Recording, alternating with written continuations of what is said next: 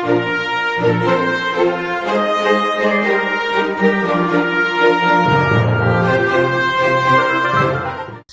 Ibu yang terkasih, sebelumnya izinkan saya memperkenalkan diri. Nama saya Hendra, panggil saja Bapak Hendra. Sekali lagi saya tadi sudah perkenalkan juga dari Gereja GKA Trinitas di Surabaya. Salam kenal dari kami, saudara dari Surabaya. Kalau Bapak Ibu ada kesempatan bermain di Surabaya, silakan mampir di gereja kami di Jalan Kayun, itu dekat dengan Plaza Surabaya. Jadi kalau di tengah kota pasti akan gampang menemukan gereja kami.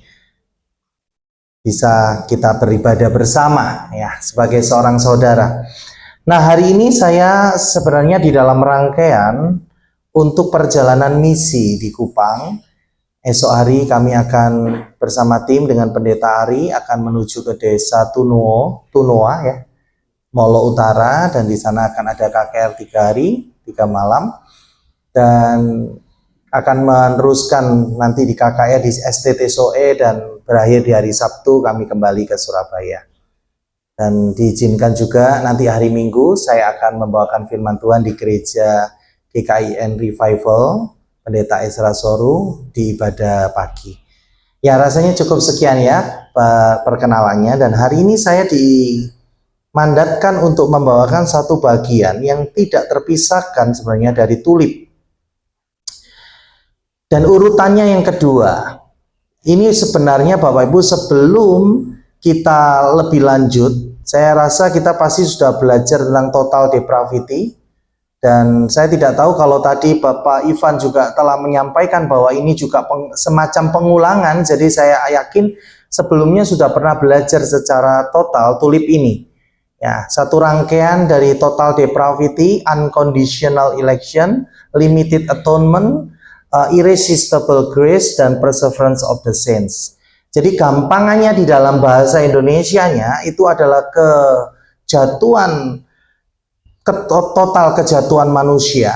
Itu dalam bahasa Indonesianya lebih gampang. Lalu pemilihan tanpa syarat. Lalu kemudian penebusan yang terbatas. Lalu kemudian kasih karunia anugerah yang tidak bisa terelakkan. Dan ketekunan orang kudus. Itu adalah dalam bahasa Indonesianya. Jadi Bapak Ibu sebelum mempelajari satu kondisi-kondisi dari keadaan ini, kita harus juga mengetahui bahwa tulip ini sebenarnya menjawab 5 keberatan satu doktrin yang pada saat itu dipegang zaman ketika Armenian keluar sekitar abad ke-18 akhir dan 19 awal. Lalu kemudian tercetuslah Canon of Dort. Itu adalah satu jawaban dari keberatan-keberatan ini, dan akhirnya mengesahkan 5 pokok tulip ini untuk menjawab keberatan-keberatan. Jadi 5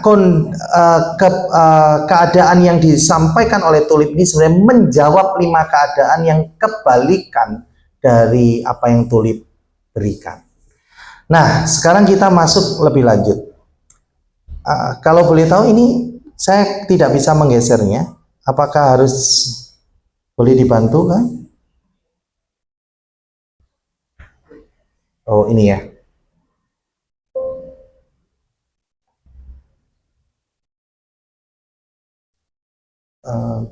Tidak ikut. Apakah ada pengoperasian khusus atau harus dari sini?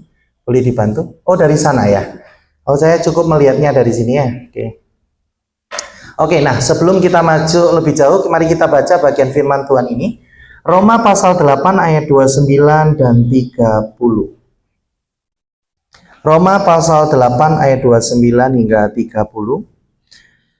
Demikian firman Tuhan, sebab semua orang yang dipilihnya dari semula, mereka juga ditentukannya dari semula untuk menjadi serupa dengan gambaran anaknya, supaya ia anaknya itu menjadi yang sulung di antara banyak saudara. Ayat 30, dan mereka yang ditentukannya dari semula, mereka itu juga dipanggilnya, dan mereka yang dipanggilnya, mereka itu juga dibenarkannya, dan mereka yang dibenarkannya, mereka itu juga dimuliakannya. Amin. Berbahagia setiap kita membaca firman Tuhan yang mau juga merenungkan dan melakukan dalam hidup ini.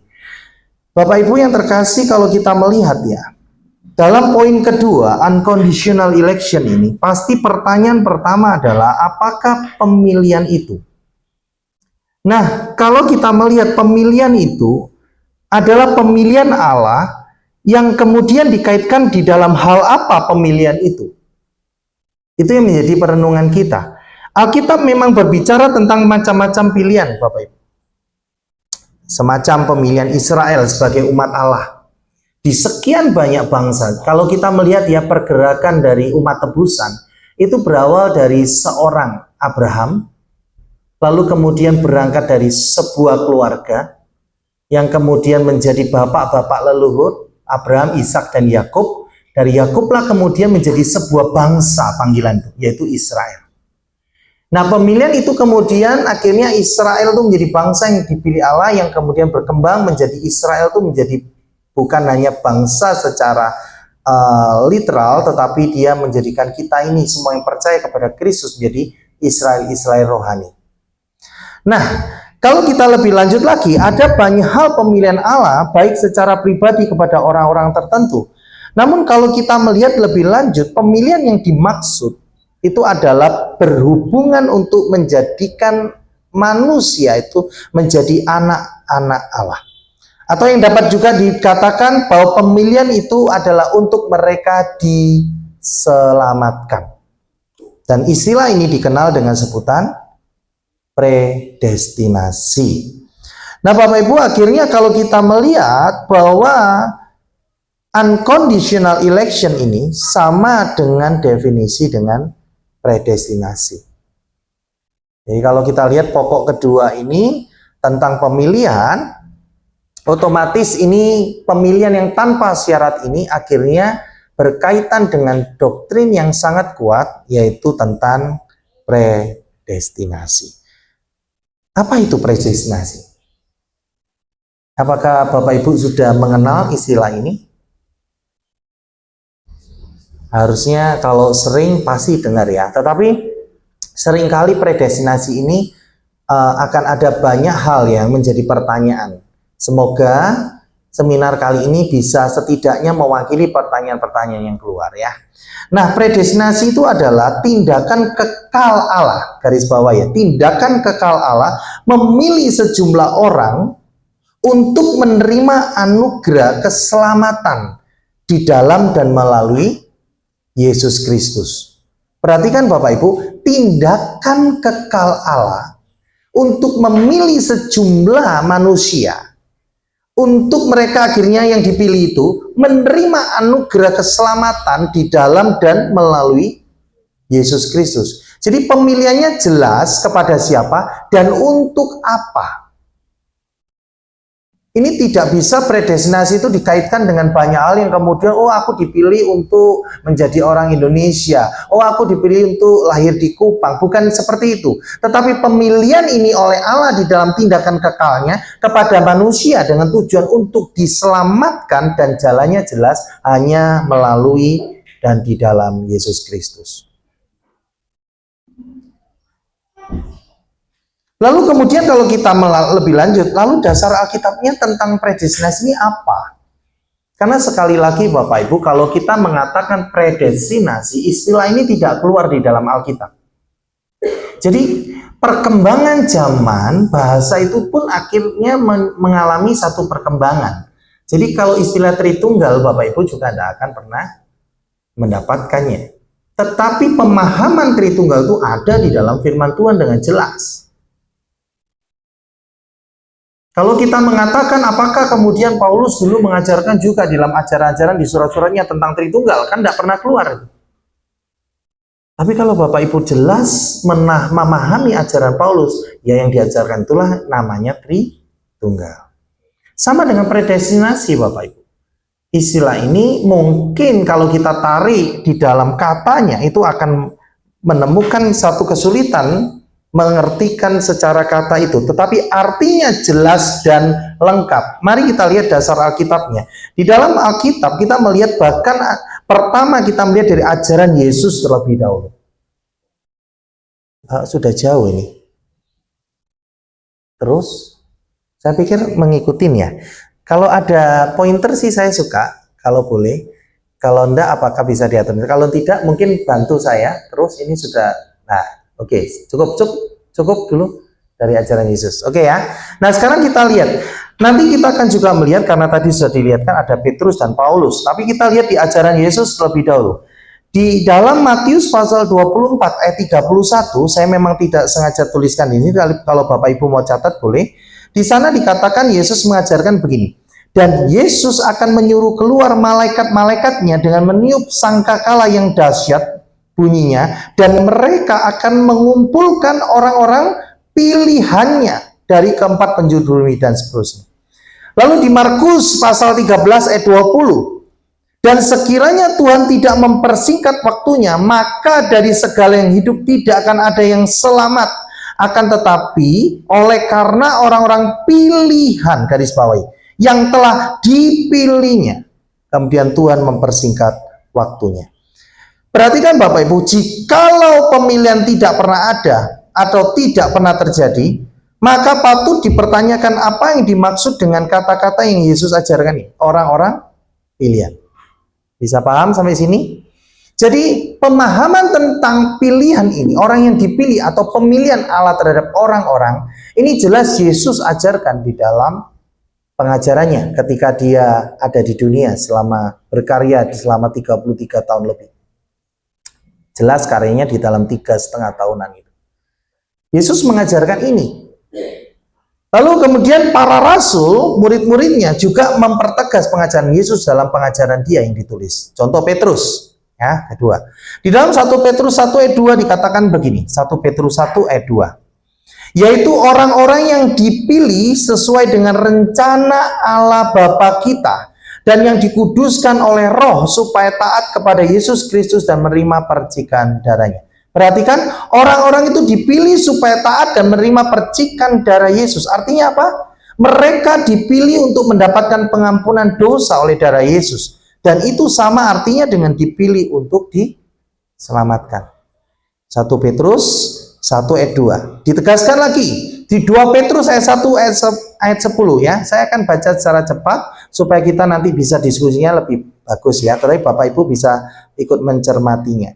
2 Petrus 1 ayat 10 dikatakan begini. Karena itu saudara-saudaraku, berusahalah sungguh-sungguh supaya panggilan dan pilihanmu makin teguh. Sebab jikalau kamu melakukannya, kamu tidak akan pernah tersandung.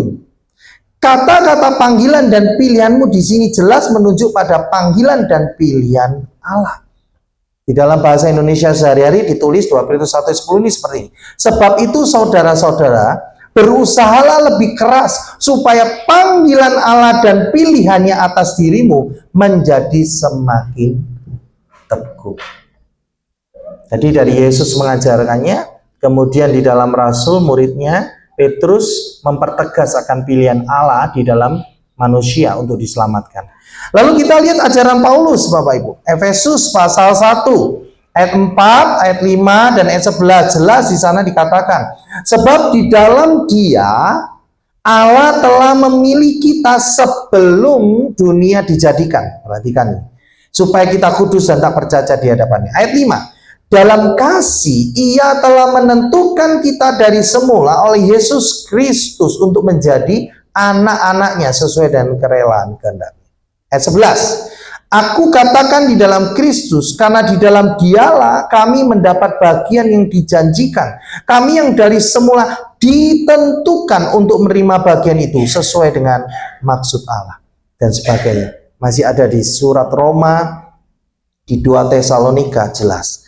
Nah, kalau kita lihat sekarang Bapak Ibu, bahkan Yesus mengajarkannya diteruskan pada muridnya Rasul Petrus dan Rasul Paulus, mempertegas di dalam surat-surat yang dia tulis dan ajarkan.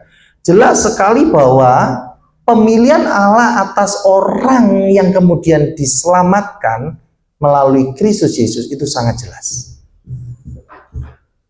Dari bagian ini kita harus merangkum dulu bahwa unconditional election itu bukan berbicara hanya kemudian ketika orang berfilsafat lalu merangkai teori-teori yang dia dapat lalu diberikan unconditional. No. Pemilihan ini, Pemilihan Allah kepada manusia adalah dasarnya Alkitab. Dan di dalam Alkitab diperjelas bahwa itu ajaran Yesus dan kemudian diteruskan oleh muridnya Petrus, Paulus, dan sebagainya ketika akhirnya ajaran-ajaran predestinasi itu semakin jelas. Nah, sekarang kita lihat. Melihat betapa jelasnya ayat-ayat yang berbicara tentang pemilihan Allah, predestinasi yang saya bacakan tadi, maka seharusnya, garis bawahi, tidak boleh ada seorang Kristen pun yang menolak doktrin ini. Next ya. Karena apa? Menolaknya sama dengan menolak ajaran kitab suci. Jadi Bapak Ibu garis bawahi bahwa sekarang ini kita belajar unconditional election, ini bukan berbicara masalah denominasi dulu. Perhatikan, ini ajaran Alkitab Bapak Ibu. Sehingga kalau kita menolak ajaran predestinasi, sebenarnya ini menolak bagian dari ajaran kitab suci. Pasti di sini ada beberapa kemudian nanti keberatan yang kita akan ajukan. Kita akan coba jawab ya. Namun perhatikan, kalau ini perlu dimengerti karena apa? Bapak Ibu, sering kali orang berpikir bahwa doktrin predestinasi ini adalah ciptaan John Calvin atau orang Calvinis saja. Atau ini bagian dari ajaran reform juga. Atau ini bagian dari ajaran yang menolak pandangan-pandangan Arminian yang kemudian ini menjadi doktrin tertentu dari salah satu denominasi. Saya harus garis bawahi hari ini bukan ditujukan kepada aliran denominasi. Tetapi ini adalah jelas bahwa ini ajaran yang ditulis, diajarkan di dalam Alkitab. Beyond, di atas pandangan-pandangan denominasi, kita harus paham. Ini bukan berbicara tentang, boleh next ya. Sampai bawah. Nah, ini bukan ciptaan John Calvin atau orang Calvinis. Saya pertegas selanjutnya, anggapan tersebut jelas salah. Next.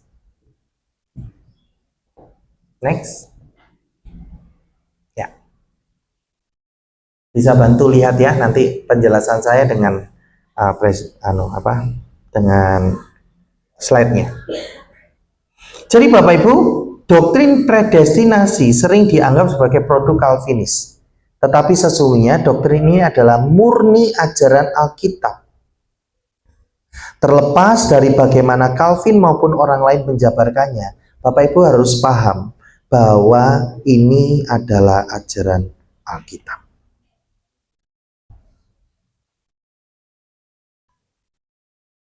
Kita harus menyamakan dulu sampai sini Bapak Ibu. Mengapa? Karena kalau kita tidak melihat ini sebagai ajaran dari Alkitab, seringkali kita akhirnya mengkotak-kotakkan ajaran ini. Oh, ini sebagian gereja, ini sebagainya. Tapi sebenarnya kalau kita mau jujur, kita terbuka. Alkitab mengajarkan ini. Memang akan beberapa ada mempunyai pandangan yang sedikit berbeda. Nanti akan kita bahas. Tapi konsep dasar ini harus paham dulu. Pemilihan Allah atas manusia untuk mereka memperoleh keselamatan melalui Kristus dan hanya melalui Kristus itu diajarkan oleh Alkitab.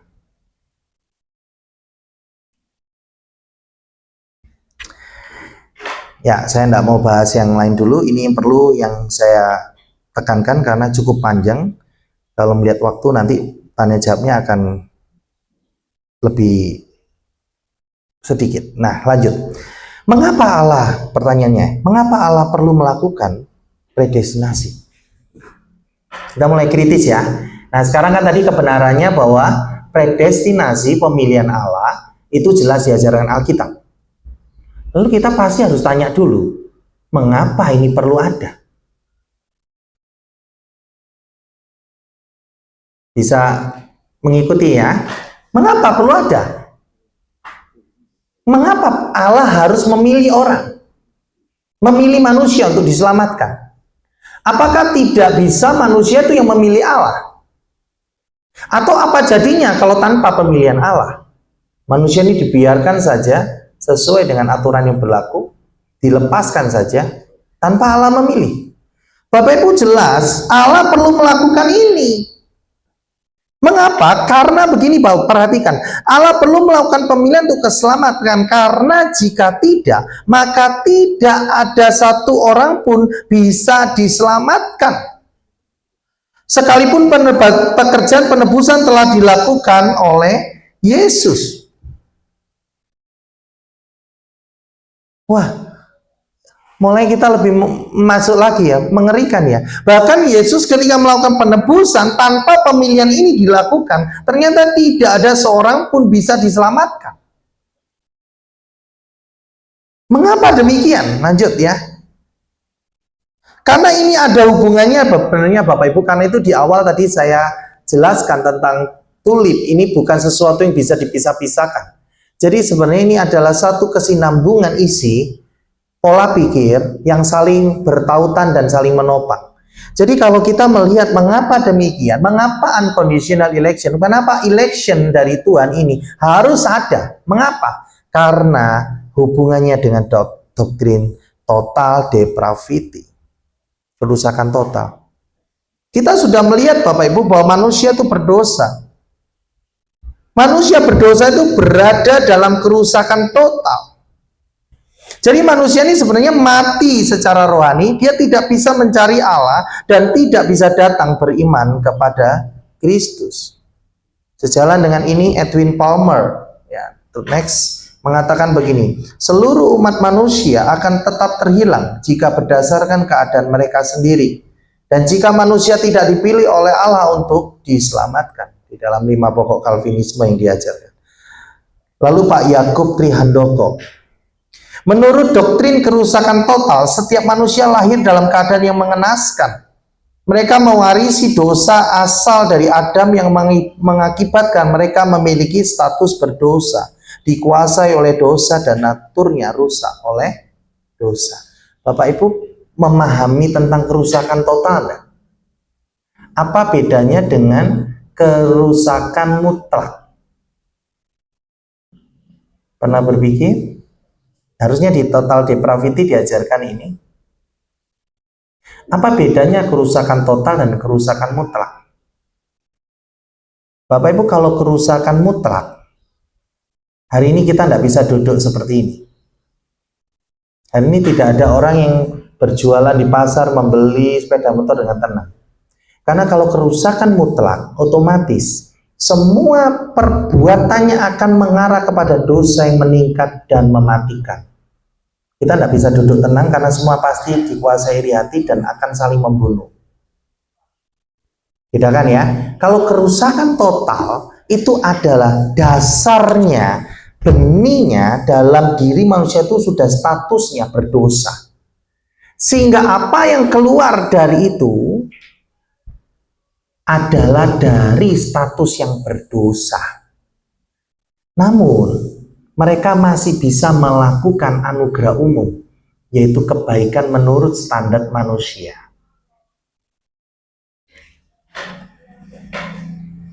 Paham dari sini? Jadi Bapak Ibu perhatikan ya. Jadi kalau manusia dikuasai oleh kerusakan mutlak, maka saya tidak akan bisa sama sekali berpikir sesuatu yang baik dalam anugerah umum. Yang ada adalah paling pasti saling membinasakan dan tidak akan ada kehidupan. Namun ketika kerusakan total ini dipahami, maka sebenarnya karena kejatuhan Adam itu ditanamkan benih dosa yang tidak bisa hilang, yang membuat natur manusia kita ini berdosa, Bapak. Kita mungkin bisa berbuat baik secara sosial di antara sesama manusia. Namun perhatikan, kebaikan kita ini tidak akan pernah bisa menyentuh kekudusan Allah. Mengapa? Karena kerusakan total tadi. Bapak Ibu melakukan sebuah kebaikan kayak apapun, dasarnya itu adalah natur berdosa ini, maka Bapak Ibu tidak akan bisa sampai kepada Tuhan. Karena itu sebenarnya, kenapa manusia itu dikatakan semua manusia sudah kehilangan kemuliaan Allah, karena mereka sudah berdosa. Ini namanya natur manusia yang sudah berdosa. Mengapa Yesaya mengatakan kebaikan manusia itu seperti kain kotor di hadapan Tuhan? Tidak akan ada yang bisa menyenangkan Allah. Karena itu naif kalau manusia bisa mengatakan dengan perbuatannya, aku bisa diselamatkan di hadapan Allah? Renungkan. Kalau kita mau jujur, Bapak, saya pernah menantang jemaat saya. Bangun pagi, kita dari tidur ya, boleh dipraktekkan. Kita kan sudah di dalam Kristus juga, boleh praktekkan. Kita bangun pagi, pikiran, perkataan, perbuatan kita coba dijaga. Apakah dalam satu hari Bapak Ibu bisa melakukan satu kebaikan, atau Bapak Ibu bisa menjaga untuk tidak berdosa dalam satu hari? Pikiran, perkataan, perbuatan. Bapak Ibu susah kalau kita mau jujur. Bahkan untuk menemukan satu kebaikan saja, Bapak Ibu, perhatikan ya, menemukan satu kebaikan yang sungguh-sungguh dapat dikatakan kebaikan di hadapan Tuhan, 0. Saya suka bermain di ranah logika gini, Bapak, supaya kita nih tidak hidup di dalam teori. Saya pernah mencoba, Pak Indra, saya pernah kok waktu melihat pengemis saya itu tiba-tiba benar-benar kasihan, saya berikan sejumlah uang. Bukankah itu kebaikan? Kebaikan kalau dilihat dari sesama, kebaikan. Tapi teliti ya hati kita, jujur. Waktu kita memberikan kepada pengemis, apa yang dikatakan hatimu? Kalau kita mau jujur kan tidak ada yang tahu ya. Bapak Ibu pasti memandang rendah pengemis itu. Aku lebih baik dari pengemis itu, karena itu saya bisa memberikan itu kan. Yang kedua, ketika Bapak Ibu melihat itu, seumpama nih pengemisnya tiba-tiba, Bapak Ibu kasih nih ya 5.000 sudah ya, 5.000 kan baik ya, dari kasih 5.000 ya. Lalu pengemisnya, apa ini Pak, saya butuh 50.000. Ayo Bapak Ibu bagaimana? Aduh maaf ya Pak, maaf ya, ini Pak 50.000 gitu. Bapak Ibu sulit menemukan sebenarnya kebaikan yang benar-benar tulus dari Bapak Ibu, yang berkenan di hadapan Tuhan secara absolut loh. Bapak Ibu, saya mau katakan, tidak ada satupun manusia yang bisa memberikan satu kebaikan yang mutlak kepada Tuhan sesuai standar Tuhan. Tuhan itu standarnya sempurna, Bapak Ibu. Ketika Bapak Ibu melakukan satu kebaikan, ada satu cacat dalam pikiran saja, engkau sudah tidak berkenan di hadapan Tuhan. Pada waktu Bapak Ibu membantu yang tidak mampu saja, ada terbesit saja sedikit, Bapak Ibu merasa dirimu lebih baik, lebih bagus di dalam sosial dengan Bapak Ibu sudah merasa dirimu sombong di hadapan Tuhan. Kita ini sama di hadapan Tuhan. Tidak perfect. Bisa paham ya? Nah itu kaitannya itu. Jadi kalau kita kembali lagi supaya bisa lepas, Bapak Ibu perhatikan bahwa memang pemilihan Allah itu sangat penting, karena tanpa pemilihan Allah maka Bapak Ibu tidak ada satu manusia pun yang bisa sampai kepada Allah. Atau dalam bahasa yang lebih ekstrim, tidak ada manusia pun yang bisa mencari Allah. Sudah banyak ilustrasi tentang ini Bapak. Sebenarnya kita itu mati secara rohani. Bagaimana orang mati bisa bereaksi terhadap Allah? Tidak bisa. Maka caranya dia bereaksi terhadap Allah bagaimana? Orang mati ini dihidupkan dulu. Nah itu siapa yang kerjanya menghidupkannya? Allah, Roh Kudus. Good. Itulah yang mengapa total depravity ini perlu disadari bahwa tidak ada kemungkinan manusia untuk bisa mencapai Allah, mencari Allah. Karena itu dia harus dihidupkan oleh Roh Kudus. Dalam penghidupan oleh Allah Roh Kudus ini, maka sebelum dihidupkan, orang-orang itu dipilihnya oleh Allah.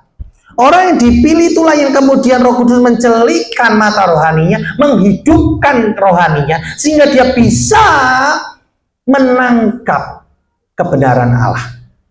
Dia bisa merasakan kebutuhan akan keselamatan dari Tuhan.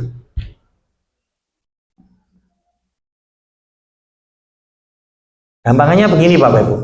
Seekor kodok masuk dalam kuali air ya. Dia berenang-renang. Enak ya? Enak. Betul. Lalu kemudian agak hangat airnya. Wah, ini sumber air panas nih. Mungkin menurut kodoknya. Senang. Wah, senang ini. Mahal nih kolam renang biasa aja mahal, apalagi kolam renang air hangat. Semakin panas, jacuzzi ini. Tambah blukutuk apa? Blukutuk ini bahasa Indonesia-nya. Berbuih. Wah, tambah seneng. Wah, jacuzzi ini ya. Tapi tanpa sadar, kemudian kakinya mulai menebal dan tidak bisa digerakkan. Lalu dia tenggelam dan jadilah suike. Suike tahu? Makanan kodok yang enak. Nggak ada ya di sini kah? Suike itu enak Bapak Ibu. Kodok itu enak. Nggak tahu kalau di orang Kupang kodok dimakan apa ya? Nggak makan kodok. Wah, puji Tuhan kodok di tempat ini. Makan kah? Saya rasa tidak percaya nih. Ada kawan Kupang yang mau jujur, rasanya saya pelayanan di Kupang, rasanya tidak ada yang tidak dimakan di Kupang ya. Oke, intermezzo ya. Tapi maksudnya apa? Perhatikan Bapak Ibu, kodok itu tidak akan pernah sadar kalau dia butuh keselamatan, karena dia malah justru menikmati tempat itu. Manusia yang mati rohaninya, dia sangat nyaman dengan dunia. Dia tidak pernah sadar Bapak Ibu kalau dia harus keluar dari dunia untuk menyambut keselamatan Tuhan. Itulah kenapa perlu pemilihan dari Allah. Dari sekian banyak manusia yang sedang menikmati dunia, yang mati secara rohani, yang tidak bisa menyambut keselamatan dari Allah. Orang-orang itu sudah dipilihnya untuk mendapatkan kehidupan secara rohani dan menyambut keselamatan dari karya Kristus. Jadi Bapak Ibu, kalau kita melihat sekarang sifat konsep pemilihan dari predestinasi ini, lebih jauh ya. Pemilihan ini pertama adalah bersifat kekal. Next. Oh ya, yang atas dulu ya, bersifat kekal dulu. Oke, saya akan jelaskan ini Bapak. Pemilihan bersifat kekal ini maksudnya begini Bapak. Pemilihan ini terjadi sebelum ada sejarah atau sebelum dunia dijadikan. Hal ini sangat erat kaitannya dengan providensia Allah, yang mengajarkan bahwa Allah sejak semula telah menetapkan segala sesuatu yang terjadi di kolong langit ini. Beberapa firman Tuhan ya, penegasan ini. Dasarnya, 2 Raja-Raja 19 ayat 25 mengatakan begini. 2 Raja-Raja 19 ayat 25 ya. Bukankah telah kau dengar bahwa aku telah menentukannya dari jauh hari dan telah merancangkannya pada zaman purbakala? Lebih jelas lagi, Mazmur 139 ayat 16. Matamu, mata Allah, melihat aku selagi bakal anak, dan dalam kitabmu semuanya tertulis hari-hari yang akan dibentuk, sebelum ada satupun daripadanya.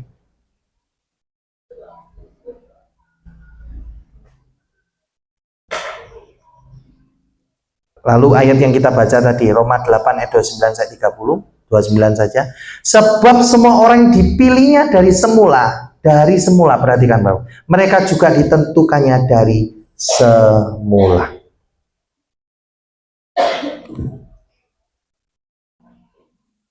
Wahyu pasal 13 ayat 8. Dan semua orang yang diam di atas bumi akan menyembahnya, yaitu setiap orang, perhatikan Bapak, yang namanya tidak tertulis sejak dunia jadikan di dalam kitab kehidupan dari anak domba yang telah disembelih. Yang 17 ayat 8 mengatakan, dan mereka yang diam di bumi, yaitu mereka yang tidak tertulis di dalam kitab kehidupan. Jadi Bapak Ibu perhatikan bahwa konsep pemilihan ini Bapak Ibu, itu bersifat kekal dari semula. Jadi ini bukan berarti begini Bapak Ibu sudah ada sekarang, kemudian sekarang Allah ini sedang mencari di dunia ini, melihat Bapak Ibu, oh ya deh, saya pilih Mbak yang berbaju hijau, ya, atau lalu berkeliling lagi, dia pilih Bapak Ivan tadi, berkeliling lagi, kemudian Ibu dipilih. Bukan begitu. Pemilihan Allah ini sejak dari semula bersifat kekal. Louis Berkhof mengatakan begini, Pak. Pemilihan ini bersifat kekal yang berarti sudah ada sejak kekekalan. Pemilihan ini tidak boleh dianggap sama dengan pilihan temporal macam apapun. Apakah pilihan temporal itu untuk kesukaan atas anugerah khusus dalam hidup sekarang, untuk hak-hak layanan khusus, atau untuk mewarisi kemuliaan sekarang. Akan tetapi pemilihan ini harus dilihat sebagai suatu kekekalan, Bapak Ibu. Apakah Bapak Ibu sadar pemilihan ini bersifat kekal seperti apa? Jadi Bapak Ibu, kalau hari ini kita sebagai umat percaya, kita bisa percaya Yesus sebagai Tuhan dan Juru Selamat. Dari sejak semula itu sudah ada dalam pemilihan Allah. Lalu pasti ada yang bertanya begini, Pak Indra, berarti kita ini sudah ada sebelum lahir di dunia. Jadi saya ini sebenarnya sudah ada sebagai roh yang sudah ada. Lalu kemudian pada waktu mau dilahirkan, terus Tuhan utus, Hendra, lu sekarang masuk ke perut ibu, jadi bayi yang akan kemudian menjadi seorang pribadi bernama Hendra nanti. Apakah begitu? Pernah berpikir itu, Bapak Ibu? Saya ini ada pada waktu saya di perut ibu, lalu kemudian dilahirkan, atau sebelumnya saya itu sudah ada, baru ditugaskan oleh Tuhan masuk ke perut ibu saya.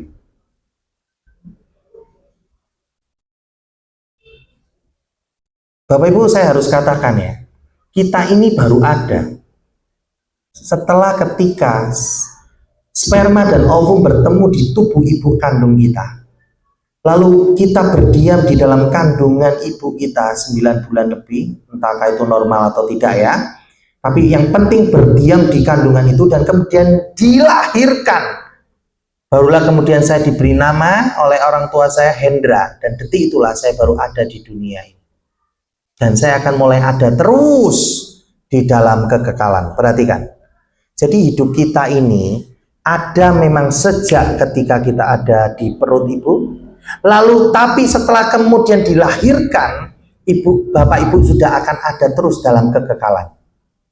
Tapi kekekalannya ini ada dua ya, hidup kekal atau mati kekal. Jadi tidak ada konsepnya kita setelah ini hilang God, tidak ada, itu ateis. Jadi kita ini sedang menuju kekekalan semua. Tapi kekekalan yang mana? Hidup kekal atau mati kekal. Namun perhatikan sekarang, lalu bagaimana kemudian ketika dikatakan bahwa pemilihan ini ternyata bersifat kekal? Loh, Tuhan kok sudah memilih saya padahal saya baru ada sekitar tahun 80 ketika saya dilahirkan oleh ibu saya. Nah, Bapak Ibu, inilah yang dikatakan. Kita ini sudah ada di dalam pengetahuan Allah. Allah itu maha kuasa, tidak terbatas. Jadi saya, orang-orang pilihan, bersama kita sudah ada di dalam pengetahuan Allah. Tapi memang kita belum ada secara fisik di dunia. Kita ada sejak kita dilahirkan. Oke ya, sampai sini paham ya? Lalu kita lanjut. Pemilihan ini, saya boleh tahu saya dikasih waktu sampai jam berapa? Kalau enggak, saya terus sampai saya selesaikan.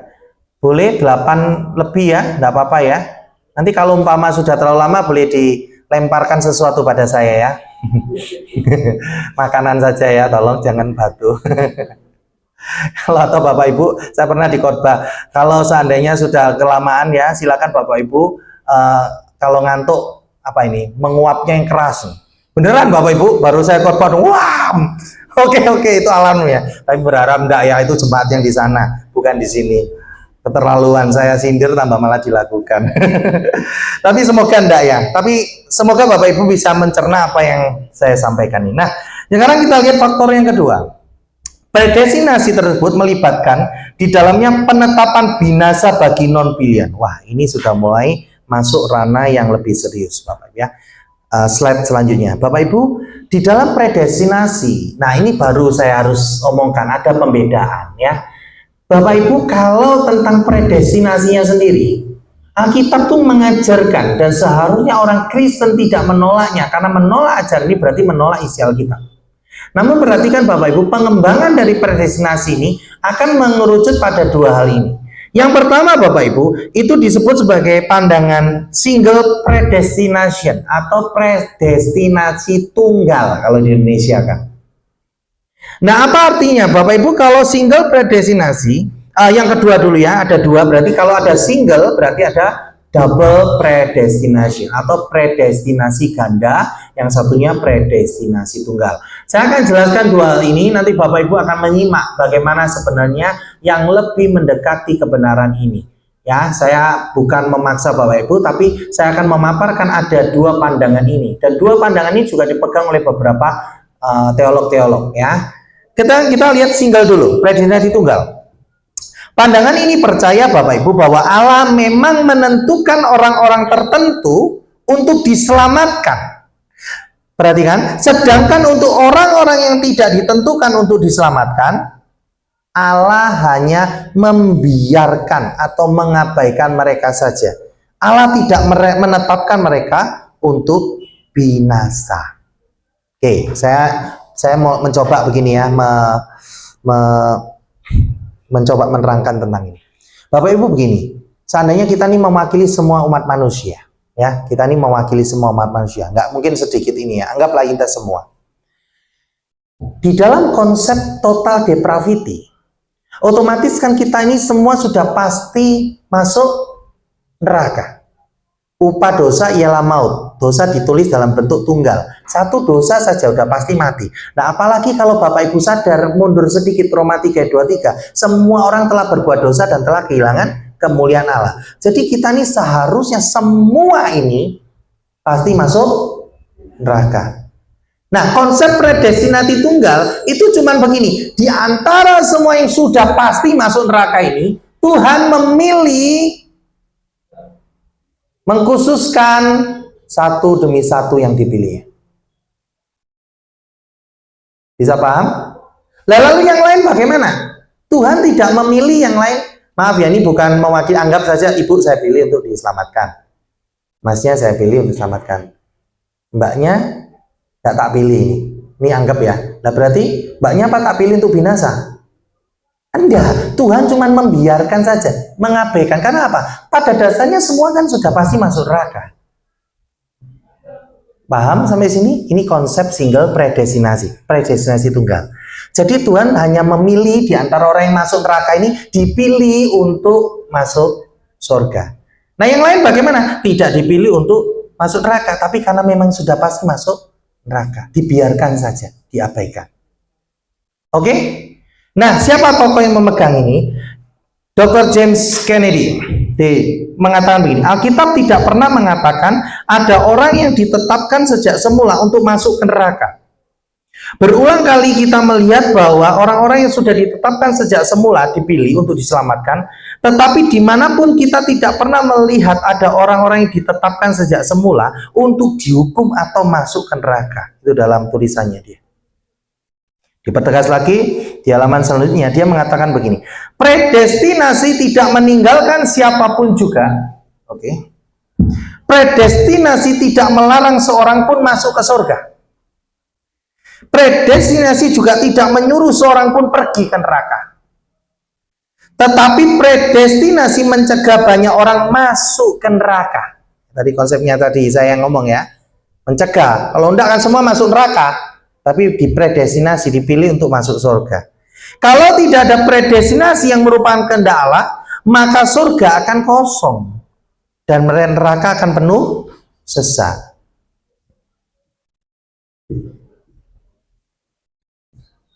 Sampai sini paham? Single predestinasi ya, predestinasi tunggal. Jadi predestinasi itu menyelamatkan orang-orang yang sudah seharusnya masuk neraka semua. Tapi Tuhan tidak memilih orang-orang untuk masuk neraka. Itu James Kennedy dengan jelas mengatakan tidak ada itu, Tuhan ngomongkan itu dalam Alkitab. Oke ya, sekarang kita lihat berkat double predestinasi. Predestinasi ganda. Apa itu? Pandangan ini percaya bahwa Allah menentukan orang-orang yang akan diselamatkan, sedangkan orang-orang yang tidak ditentukan untuk diselamatkan tidak mereka juga ditentukan untuk binasa. Itulah disebut reprobasi atau reprobation. Jadi predestinasi ganda lebih fair, lebih lugas. Nah kalau ada yang dipilih selamatkan, ya berarti yang lainnya dipilih untuk tidak diselamatkan. Jadi dia lebih berani, lebih lugas mengatakan dan mendefinisikan pemilihan ini.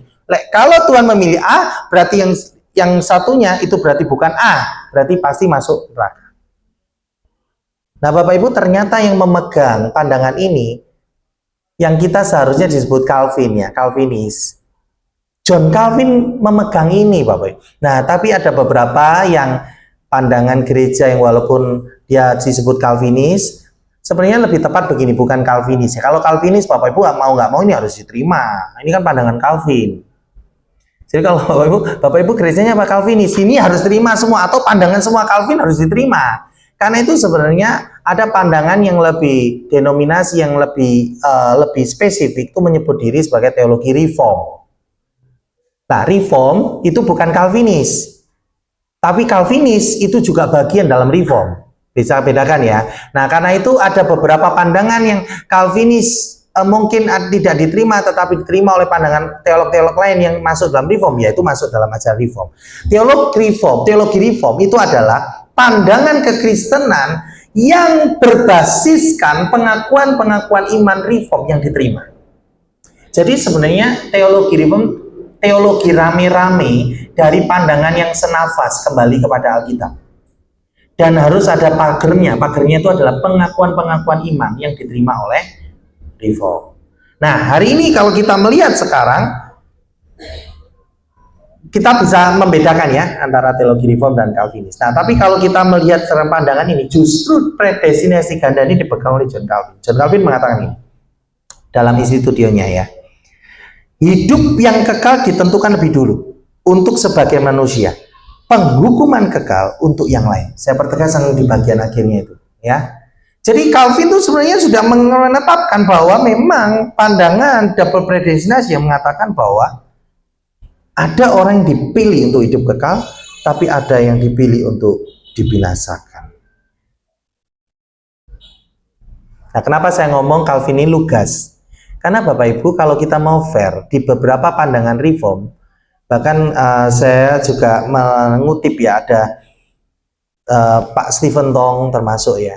Bahkan saya juga diajar di sekolah Aletheia, ada beberapa dosen yang juga memegang single predestination karena mereka tidak mau lugas mengatakan masa si Tuhan memilih orang untuk binasa. Nah, kalau yang double predestinasi ini lugas, dia lebih jelas, lebih logik. Saya mau ngomong gini loh, kalau Tuhan pilih untuk orang A ini selamatkan, ya otomatis yang nggak dipilihnya pasti binasa. Itu lebih lugas dikatakan, begitu ya. Nah, di dalam dasar logika Bapak Ibu, logika ya, nanti Alkitabiahnya. Bapak Budi Asali itu juga termasuk orang yang memberikan logika. Seharusnya seorang Calvinis memegang predestinasi ganda. Dia mengambil logika begini loh. Kalau memang jelas Tuhan memilih dari semula sebagian orang diselamatkan. Nah, kalau sebagiannya tidak dibinasakan, apakah yang tidak dipilihnya akan masih beroleh kesempatan untuk masuk surga? Kan tidak. Berarti sebenarnya kalau yang tidak dipilih, pilihannya cuma satu, yaitu masuk neraka. Jadi seharusnya orang secara logika lebih tegas mengatakan, kalau satu orang dipilih, maka satu orang yang lain tidak pilih berarti dibinasakan. Nah, kita lihat dasar Alkitabnya ini memang agak kita harus menyentuh ranah, nanti saya akan agak tegaskan ya, bahwa sebenarnya pandangan ini memang butuh pemahaman lebih tunduk kepada kemahakuasaan dan keilahian Tuhan ya. Kalau kita lihat ya, single predestinasi itu sebenarnya secara logis dan teologis tidak bisa dibenarkan. Berikutnya adalah runtutan pemikiran yang tidak konsisten. Saya belum dasar lagi misalnya. Saya kasih dasar pemikirannya, logikanya. Coba perhatikan statement ini ya. Seandainya Allah hanya memilih orang-orang tertentu untuk diselamatkan, bagaimana nasib orang-orang yang tidak dipilih? Itu yang tadi saya katakan. Apakah mereka memiliki peluang untuk diselamatkan? Nah, jawabannya kalau terhadap pertanyaan di atas pasti iya dan tidak. Nah, seandainya tidak, berarti mereka akan pasti binasa. Itu yang saya kasih logikanya. Tapi kalau seandainya iya, atas dasar apa mereka diselamatkan? Kan tidak mungkin. Jadi secara logika, predestinasi ganda itu lebih logik untuk dipilih.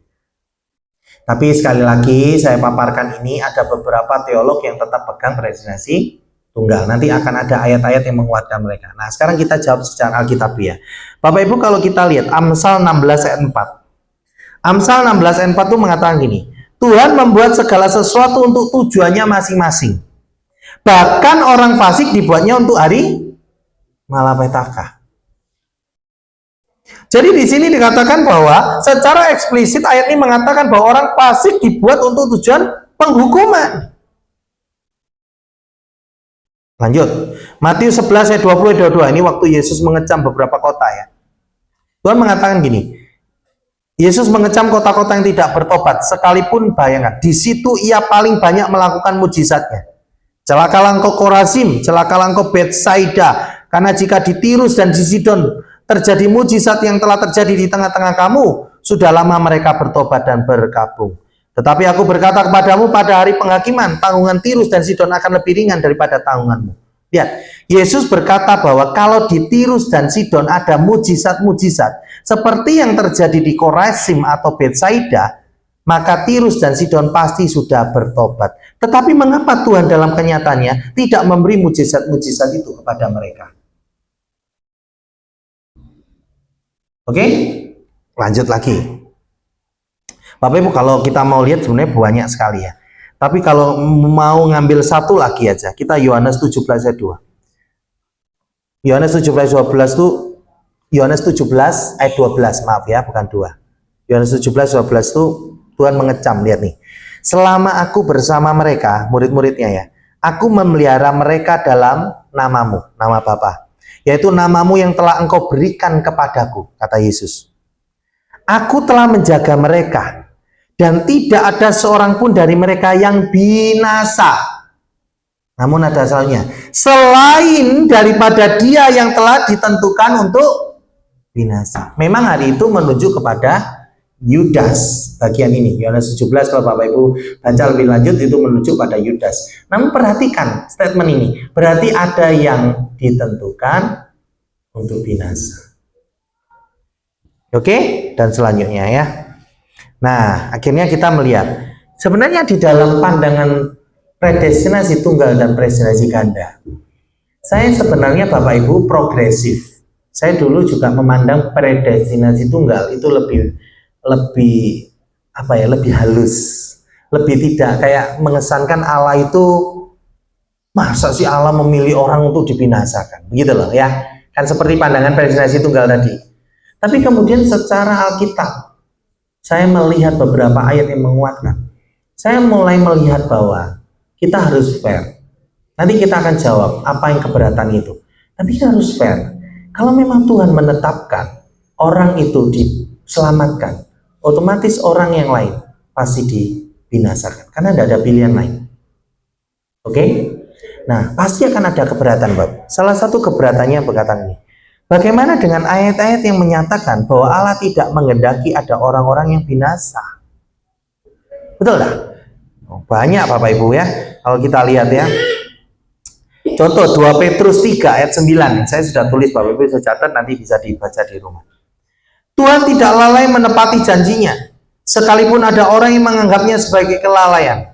Tetapi ia sabar terhadap kamu, karena ia menghendaki, lihat nih, supaya jangan ada yang binasa, melainkan supaya semua orang berbalik dan bertobat. Dan bagaimana dengan ayat ini? Itu loh keberatannya. Mulai bisa logika berpikirnya. Jadi ketika single predestination dibenturkan dengan double predestination, itu akan mengalami ada satu pertanyaan keberatan seperti ini. Nah, tapi Bapak Ibu sebelum jauh seperti ini tadi harus ingat sekali lagi ya, predestinasinya itu jelas diatur oleh Alkitab. Namun di dalam pengembangannya memang akan ada dua pandangan ini. Nah, sekarang kita lihat keberatannya itu seperti apa. Selain 2 Petrus 3:9 ya, saya sudah tulis itu, Bapak Ibu bisa tulis semua. Saya kasih satu lagi aja. Yang bagian akhir ya, Yeskiel 33 ayat 11. Katakanlah kepada mereka, demi aku yang hidup, demi Allah yang hidup, demikianlah firman Tuhan Allah. Aku tidak berkenan kepada kematian orang fasik, melainkan aku berkenan kepada pertobatan orang fasik itu, dari kelakuannya supaya ia hidup. Bahkan diterukan, bertobatlah dari hidupmu yang jahat itu. Bapak Ibu, sebenarnya akibat dari ayat-ayat yang ada ini, maka bahkan seorang reformator seperti Martin Luther pun,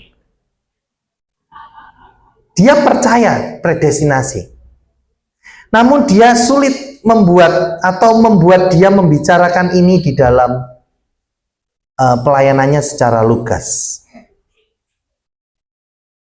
Dia bimbang dengan predestinasi. Termasuk juga ada beberapa teolog yang saya tadi sebut.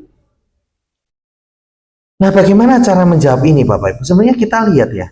Kalau kita lihat di dalam Alkitab, kehendak Allah itu mempunyai makna yang lebih dari satu. Ya. Ini sudah jam 8, berarti saya sudah berbicara sekitar 35-40 menit ya, 40 menit ya. Saya harus fair ya, maksimal 10 menit lagi supaya ada pertanyaan dan Bapak Ibu bisa bertahan ya. Saya khawatir karena kelelahan dan itu bisa membuat kita tidak bisa konsentrasi. Jadi saya kasih janjian waktu supaya Bapak Ibu menahan diri untuk tetap konsentrasi ya. Oke, saya akan percepat sedikit saja. Bapak Ibu, sebenarnya kehendak Allah itu, seorang penulis Sproul ya, R.C. Sproul itu mengatakan ada 3 jenis kehendak Allah. Itu yang ditulis sesuai dengan apa yang ada di dalam Alkitab. Yang pertama, Bapak, kehendak Allah yang berhubungan dengan perintah-perintahnya. Saya mau tanya, kehendak Allah ini bisa tidak terjadi enggak? Contoh, Tuhan berkehendak memberi perintah kepada kita. 10 perintah Allah. Yang satu aja, jangan ada padamu Allah lain di hadapanku. Oke? Apakah itu selalu dilakukan oleh manusia? Berarti kan kehendak Allah yang ini bisa tidak terjadi, betul? Tapi ini yang merupakan perintah dari kehendak. Bisa paham ya? Satu. Yang kedua, kehendak Allah yang berdaulat dan efektif. Nah ini, kalau kehendak ini Bapak Ibu, ketika kita berbicara tentang kehendak Allah dalam pengertian ini, itu menggambarkan kehendak yang menyebabkan apapun yang dia tetapkan pasti terjadi. Ketika Yesus di Taman Getsemani, sekiranya cawan ini bisa lalukan, namun bukan kehendakku, namun kehendakmu yang terjadi. Terjadi enggak? Terjadi, karena itu absolut. Tidak bisa tidak, itu pasti terjadi. Jadi kehendak Allah ini pasti dan tidak mungkin gagal. Bisa paham sekarang? Ada 2 kehendak itu ya. Yang pertama bersifat perintah yang kemungkinan bisa tidak terjadi. Yang kedua adalah yang pasti absolut dan pasti terjadi, tidak mungkin gagal. Nah yang ketiga Bapak Ibu, kehendak Allah dalam hal sifat atau kecenderungan dasarnya. Bapak Ibu kalau melihat yang ketiga ini, kehendak Allah ini berkaitan dengan apa yang menyenangkan atau tidak menyenangkan Allah. Jadi Bapak Ibu kalau kita melihat di dalam kesimpulannya, predestinasi itu terkait dengan kehendak Allah yang kedua, di mana itu tidak bisa gagal. Paham ya? Namun ayat-ayat yang mengatakan bahwa Allah tidak menghendaki seorang pun binasa yang ada di dalam keberatan tadi, itu Allah menghendaki semua orang bertobat, termasuk di dalam kehendak Allah yang ketiga, di mana jika itu terjadi maka itu akan menyenangkannya. Sampai sini paham? Jadi kalau Bapak Ibu, kalau berdasarkan ayat-ayat yang saya tulis tadi, keberatan-keberatan, Tuhan itu menghendaki semua orang tidak binasa. Betul, itu kehendak Tuhan. Tapi kalau itu Bapak Ibu artikan sebagai kehendak Allah yang kedua, absolut, berarti di dunia ini tidak akan ada neraka. Bisa paham? Tidak mungkin, Tuhan ajarkan kok pasti ada orang masuk neraka. Bahkan contoh yang jelas orang kaya dan Lazarus pengemis. Ya, Lazarus banyak nama ya, yang Lazarus pengemis yang mati, yang kemudian dua-dua mati, yang satu masuk neraka, yang satu di pangkuan Abraham, Lazarus. Jelas ada pembeda, di pangkuan Abraham itu mewakili Bapa orang percaya di surga, lalu di neraka. Bahkan banyak ayat dengan jelas Alkitab mengatakan tentang neraka dan sombong. Oke, jadi ini bukan, kita harus memahami kehendak Allah ini.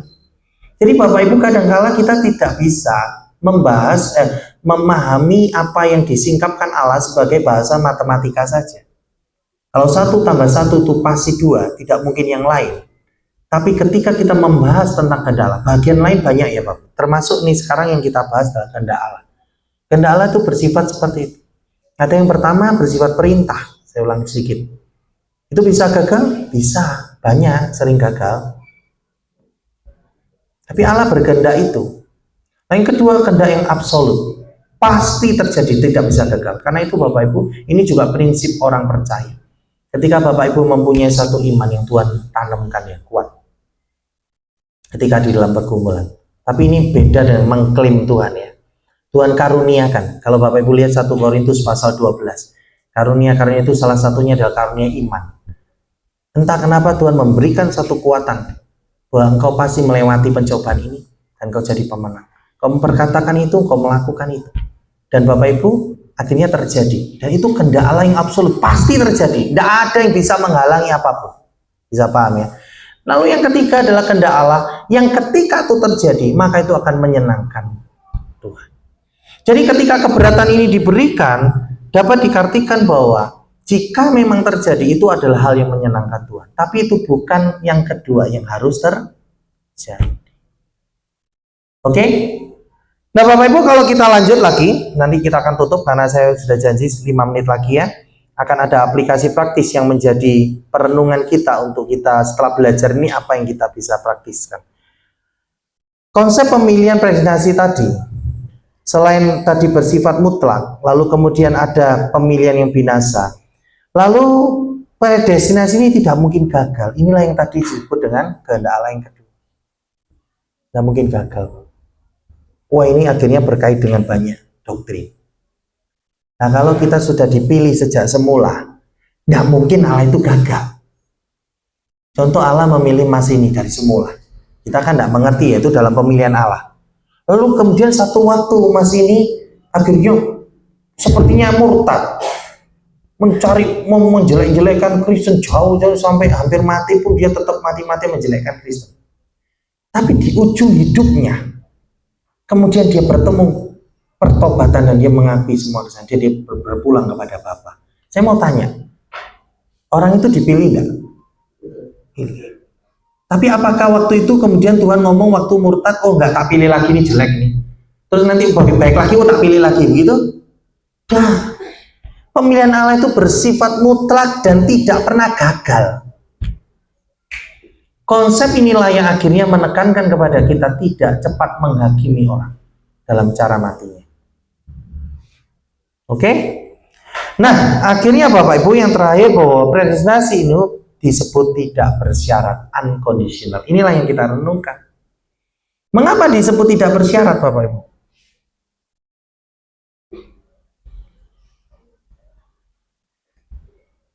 Karena memang tidak ada sesuatu pun yang membuat kita tuh layak untuk dipilih. Kita itu tidak pernah mengerti loh. Allah kenapa pilih saya? Kenapa Allah tidak memilih yang lain? Kalau di dunia ini kita mau fair ya. Mungkin kalau kita mau banding-bandingkan secara manusia. Ada banyak orang yang mungkin lebih baik dari kita.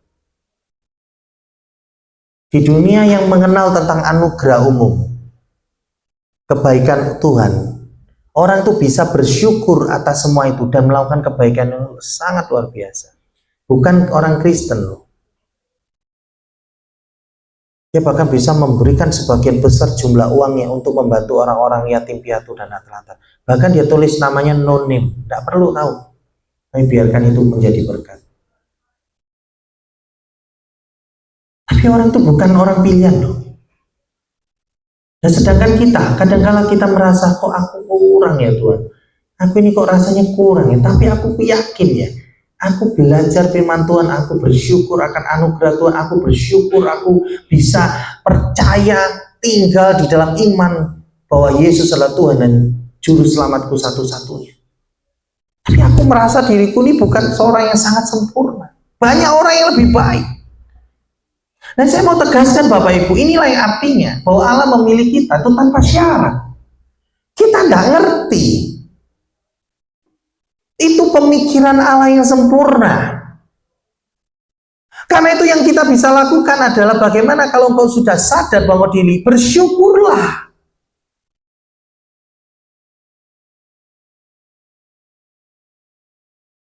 Bahkan Bapak Ibu kalau perhatikan, penentuan ini dilakukan sebelum dunia dijadikan Bapak Ibu. Di mana manusia itu juga belum ada, yang saya tadi terangkan. Saya lahir kurang lebih 40 tahun, 45 tahun yang lalu. Tapi sebelum itu tidak pernah ada saya.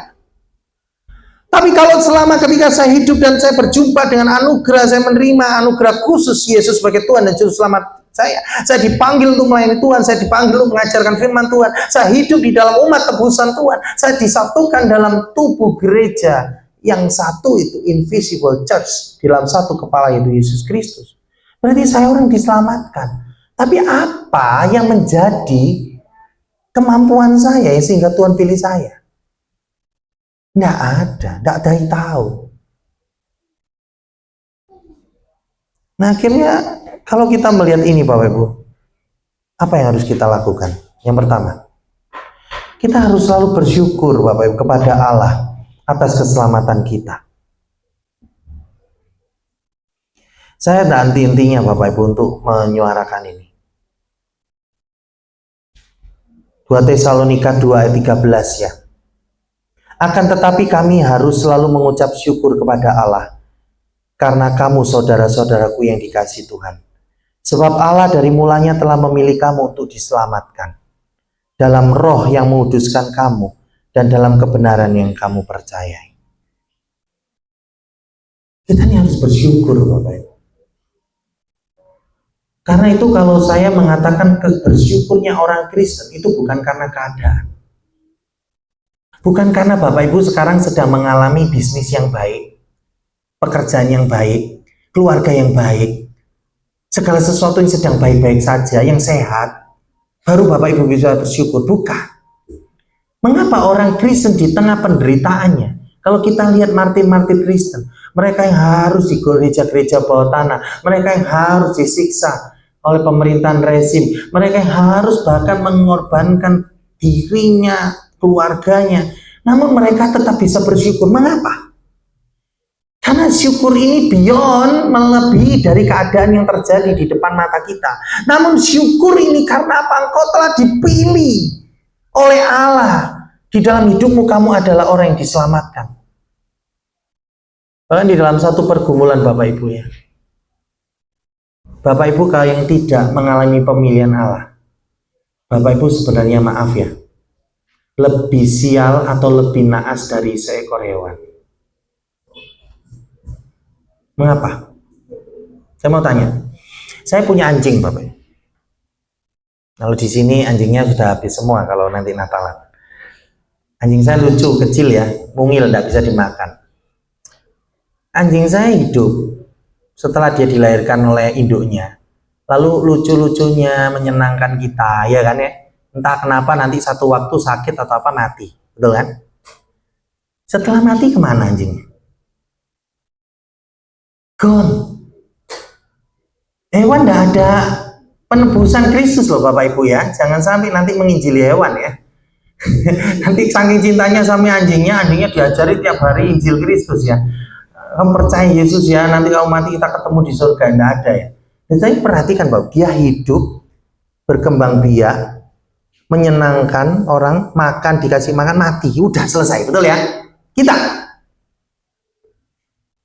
kalau Bapak Ibu bukan orang pilihan, sekali Bapak Ibu dilahirkan, saya sudah ngomong kan, semua menuju kepada kekekalan. Pertanyaannya, hidup kekal atau mati kekal?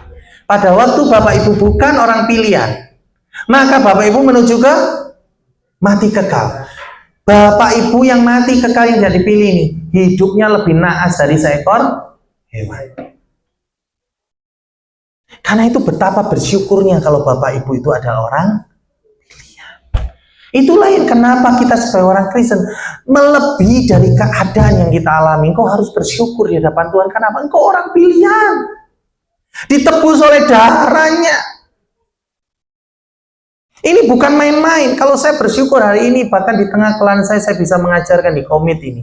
Saya mendengarkan sharing dari Pak Ivan tadi. Wah, ini kegerakan di orang yang benar-benar rindu akan pengajaran. Puji Tuhan. Berarti Bapak Ibu itu digerakkan rasa syukur akan penebusan. Aku ingin belajar sungguh-sungguh firman Tuhan. Karena apa? Aku sudah ditebus oleh Kristus. Akhirnya yang kedua, Bapak Ibu, engkau harus memuji memuliakan Allah karena keselamatan kita ini.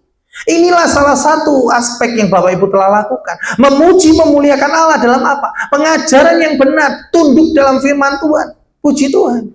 Bapak Ibu tidak terlena karena Bapak Ibu disebut Kristen, karena Bapak Ibu sepertinya disebut seorang diselamatkan, tapi Bapak Ibu tidak hidup dalam pengajaran yang benar. Itu orang yang tidak sungguh-sungguh di dalam Kristus. Kalau orang sungguh-sungguh di dalam Kristus, tidak akan ada yang bisa menahan. Hatimu itu akan berkobar-kobar, rindu belajar firman Tuhan. Bukan karena pembicaraan yang keren, no. Tapi kebenaran firman Tuhan ini akan menghiasi hidup Bapak Ibu. Amin. Yang terakhir Bapak Ibu, kita harus benar-benar yakin akan keselamatan kita. Saya harus tutup ini dengan ini. Bapak Ibu perhatikan, berapa banyak orang yang menyebut dirinya orang Kristen. Berapa banyak orang yang menyebut dirinya ke gereja, mati-matian melayani Tuhan, paduan suara di sana sini dengan suara emasnya, bahkan bangun pagi tidur tutup mata tetap ke gereja melayani Tuhan, hebat luar biasa. Namun ketika ditanya, apakah Bapak Ibu yakin akan keselamatan Bapak Ibu? Wah, itu ya tergantung Tuhan ya, ndak sopan ya saya ngomong. Waduh, mateng. Nah, terus ke gereja ngapain Bapak Ibu? Setidaknya hari ini, Bapak Ibu yang telah mendengarkan hari ini, engkau yang telah dipilih oleh Tuhan, hari ini di dalam hidupmu, kau akan diingatkan satu kebenaran, engkau dicelikkan mata rohanimu oleh Roh Kudus. Satu waktu dalam hidupmu, engkau sungguh telah menerima Yesus sebagai Tuhan dan Juru Selamat. Dan itu tidak bisa digantikan dan dibayarkan. Efesus 1 ayat 13 mengatakan apa? Ketika engkau telah melakukan itu Bapak Ibu, maka Roh Kudus dimeteraikan dalam hidupmu. Amin. Itu yang menjadi tanda. Itulah yang membuat kita adalah orang diselamatkan. Jadi kalau engkau sudah percaya dengan itu, maka hiduplah dalam keyakinan ini, bahwa engkau adalah orang yang diselamatkan. Kau akan berbeda dalam hidupmu. Masalah bisa terjadi, iya. Pergumulan bisa terjadi, iya. Namun satu sukacita yang tidak bisa terbendung dalam dirimu. Syukur karena engkau pasti diselamatkan. Tapi tidak omong kosong loh Bapak Ibu ya. Bapak Ibu kenapa pasti diselamatkan? Oh iya, karena saya Kristen dari kecil Pak Indra. Karena saya sudah pernah mengusir setan loh Pak Indra. Pernah satu kali waktu saudara saya setan, saya tongking dalam nama Yesus. Keluar loh setannya, berarti saya ini orang yang diselamatkan. Oh, saya ini sudah tokoh gereja Pak Indra. Bapak Ibu, Matius 7 ayat 22 mengatakan apa? Orang itu mengata pada Tuhan, Tuhan, aku ini sudah bernubuat demi namamu. Bernubuat loh Bapak Ibu ya. Ini karunia yang lebih nih, bernubuat.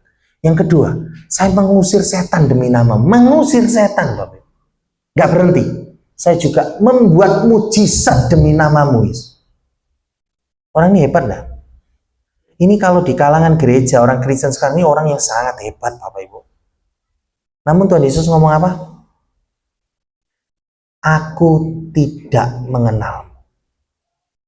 Nyala engkau, sang pembuat kejahatan. Bapak Ibu jangan sampai Bapak Ibu seperti orang itu. Sepertinya yakin diselamatkan karena apa? Karena aku sudah berbuat banyak di rumah Tuhan. Bukan itu. Satu-satunya yang membuat Ibu yakin dan pasti Bapak Ibu diselamatkan. Karena engkau sudah menerima Yesus sebagai Tuhan dan Juru Selamat. Dengan sungguh-sungguh. Perhatikan Bapak Ibu, dengan sungguh-sungguh. Kalau hari ini belum ada yang belum seperti itu Bapak Ibu, tidak ada kata terlambat. Di dalam bahasa Reform itu, coram Deo, di hadapan Allah, satu-satu dari kita. Jangan pernah lalukan waktu ini. Terima Kristus dengan sungguh-sungguh sekarang. Tapi kalau engkau pernah dan sungguh-sungguh, kau pasti diingatkan dan kau tidak akan berhenti bersyukur dalam hidupmu. Amin. Saya cukupkan sampai sini. Apakah selanjutnya ada pertanyaan begitu ya? Saya persilakan. Kalau sudah jelas, nggak usah ditanya-tanyakan Bapak Ibu ya. Oh ya, silakan. Tapi kalau memang belum jelas, nggak apa-apa. Kalau saya memang Tuhan izinkan punya hikmat menjawab, saya akan jawab ya. Silakan Bapak. Oke, terima kasih banyak Pak. Saya mau bertanya, kenapa selain menentukan orang untuk diselamatkan, Tuhan harus menentukan orang untuk binasa juga? Bukankah tanpa Tuhan pilih juga, seperti di pandangan single predestination, outcome-nya tetap sama, manusia tetap akan masuk neraka karena kejatuhan total itu. Jadi kenapa Tuhan harus menentukan lagi siapa yang akan binasa? Terima kasih Pak. Terima kasih. Dengan siapa? Aldi Pak. Aldi. Iya. Aldi. Pertanyaan bagus ya Pak Aldi ya. Tapi sebenarnya dari yang saya terangkan tadi sudah menyinggung. Tapi ini lebih ditekankan. Kenapa? Kenapa kok harus ada double predestination ya? Itu juga pertanyaan dari single predestination tadi. Kenapa sih kamu harus menjadi predestinasi ganda? Mengapa kamu masih mengatakan ada reprobasi? Kan cukup Tuhan menentukan yang selamat saja. Wong yang nggak perlu dipilih pun mereka sudah pasti binasa, kan begitu ya. Nah, Pak Aldi, ini saya mengatakan tadi ada dua dasar logika dan alkitabiah. Jadi sebenarnya ketika kita menentukan presidensi ganda itu bukan menekankan kepada kenapa Allah harus memilih yang mati, cukup yang hidup saja. Kan nggak wurung itu. Sorry, saya ini orang Jawa Timur. Otomatis kan mereka juga pasti mati kan gitu. Nah, secara logika, Pak Aldi, orang presidensi ganda itu menekankan gitu. Nah, kalau Tuhan menentukan dari semula loh ini, dari semula, bahkan sebelum Adam Hawa makan buah terlarang. Jadi dia flashback dalam kekekalan. Nah, kalau dalam kekekalan kau sudah dipilih untuk hidup, berarti nanti yang tidak dipilih kan pasti binasa. Itu dasar logikanya. Nah, kalau tidak dipilih untuk binasa, berarti ada kesempatankah? Itu presidensi ganda. Berarti kalau presidensi ganda ngomong nggak ada kesempatan, ya pasti reprobasi dong, begitu loh. Lebih lugas mengatakannya. Nah, kalau ngomong loh, berarti Allah itu tidak adil. Tadi kan sudah saya jawab. Kita ini sebenarnya siapa sih? Saya kadang-kala itu gini ya, manusia ini saya sering ngomong, pemuda saya itu juga kritis-kritis Bapak Ibu.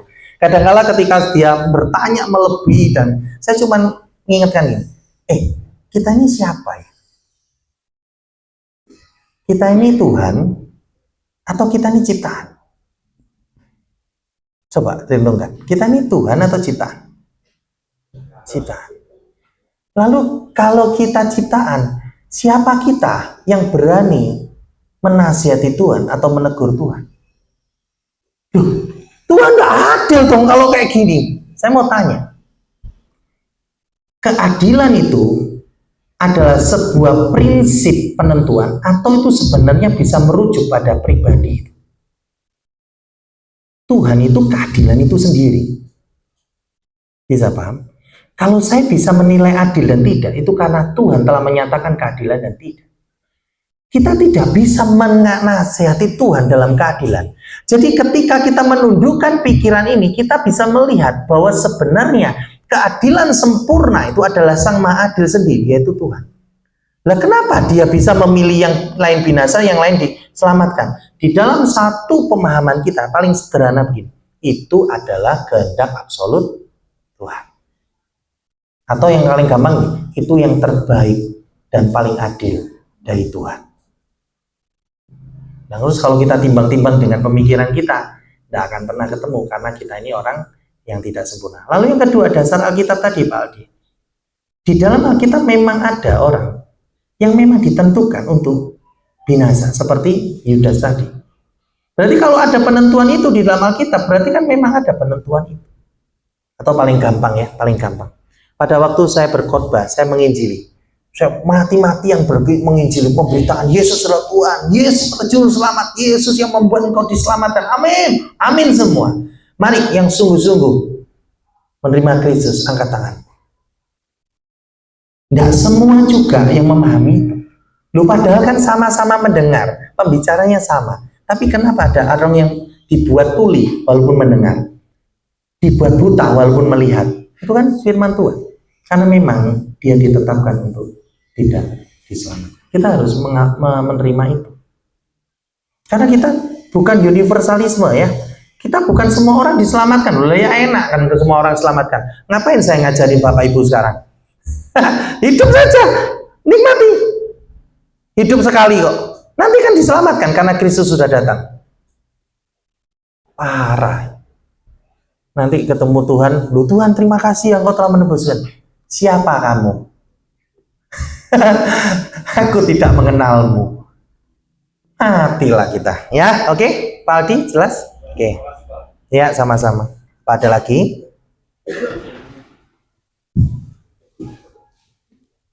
Oh ya, boleh sebut nama Mas? Baik, terima kasih atas waktu dan kesempatan yang telah diberikan.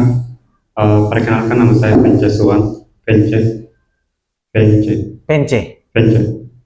Ya, Pence ya. Seperti yang tadi Bapak katakan terkait dengan total depravity, di situ Bapak menyatakan bahwa tidak ada kebaikan yang dilakukan oleh manusia secara sempurna yang bisa diberikan kepada Tuhan. Jadi tidak ada kebaikan yang bisa diberikan kepada Tuhan secara sempurna. Nah, ini dalam konteks ini sebelum orang itu menjadi percaya kepada Kristus. Nah, ini seperti yang kemarin diajarkan oleh Pak Esra bahwa setelah seseorang beriman kepada Kristus, itu ada perbuatan baik tertentu yang berkenan kepada Tuhan. Nah, apakah seperti apa kadar dari perbuatan baik yang berkenan kepada Tuhan? Apakah itu kadarnya itu sempurna atau mungkin hanya 80% atau 70% atau bagaimana? Terima kasih.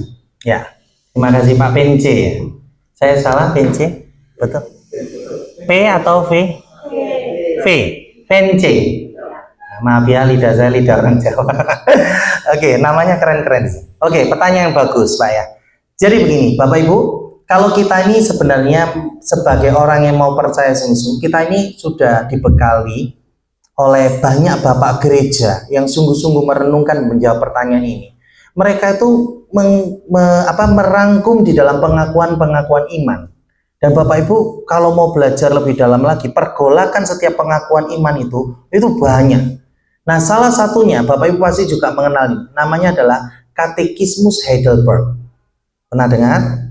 Kenapa disebut katekismus? Katekismus itu adalah pengakuan iman dalam bentuk pertanyaan dan jawaban. Nah, di dalam satu pertanyaan jawaban, saya kurang hafal karena itu sekalian 100, mungkin ke 95 atau ke 100 sekian. Ada satu pertanyaan. Apakah ada kebaikan dalam diri manusia? Atau apakah standar kebaikan itu di hadapan Allah? Nah, ini semoga menjawab pertanyaan Bapak ya.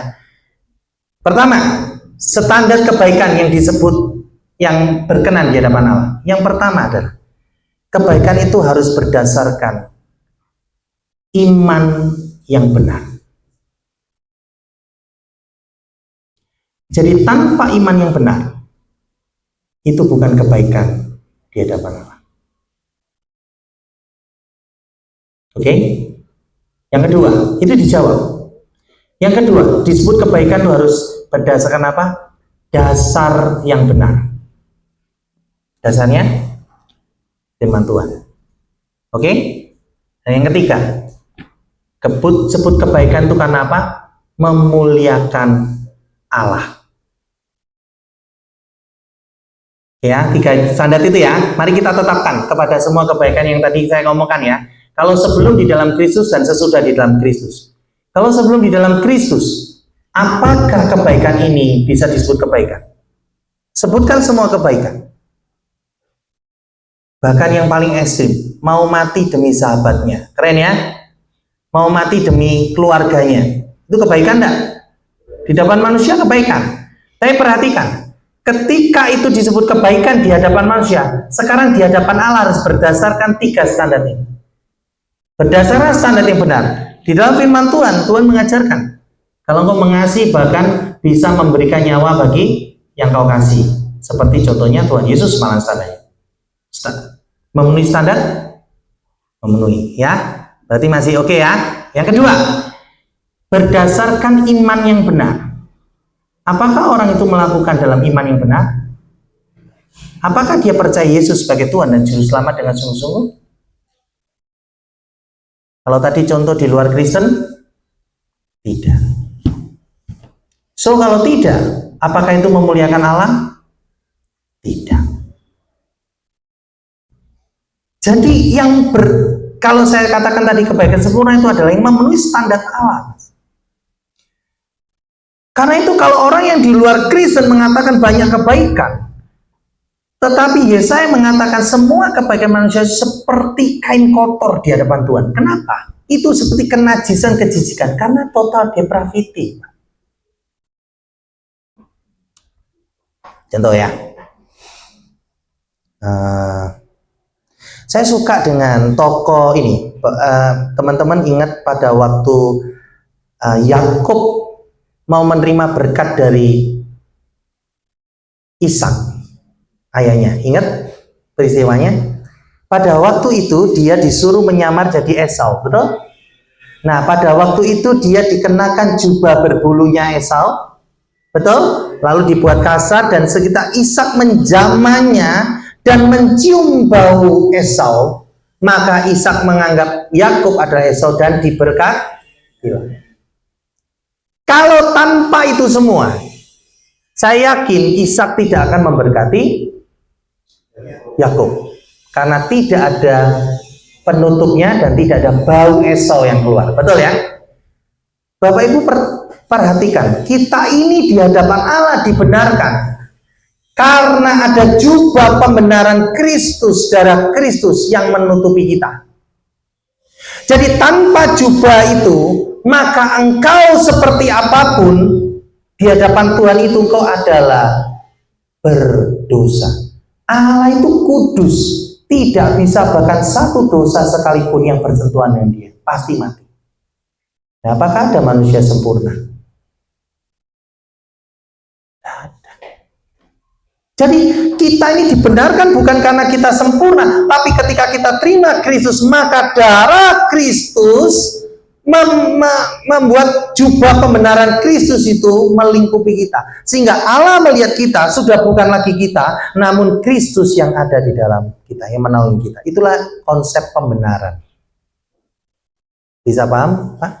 Jadi kalau kebaikan pun sama, kalau engkau sudah diliputi pembenaran Kristus, maka akhirnya apa yang kau lakukan yang sungguh-sungguh benar, berkenan pada Tuhan sesuai standar benar, sesuai iman yang benar, maka engkau memuliakan Allah Tritunggal. Karena itu Bapak Ibu kalau melayani Tuhan di gereja tanpa dasar yang benar, tanpa iman yang benar, jangan sebut kau memuliakan Allah Tritunggal.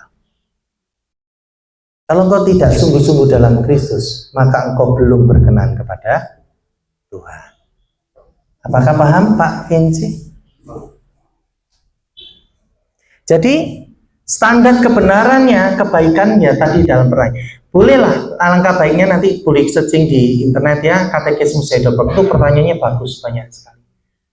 Dan itu menjawab pertanyaan banyak sekali. Ada Katekismus Westminster juga, tapi saya tidak perlu menyabarkan nih terlalu luas. Cari Katekismus Heidelberg, boleh nanti di pertanyaan kesekian tentang kebaikan itu. Ya, ada lagi? Oke.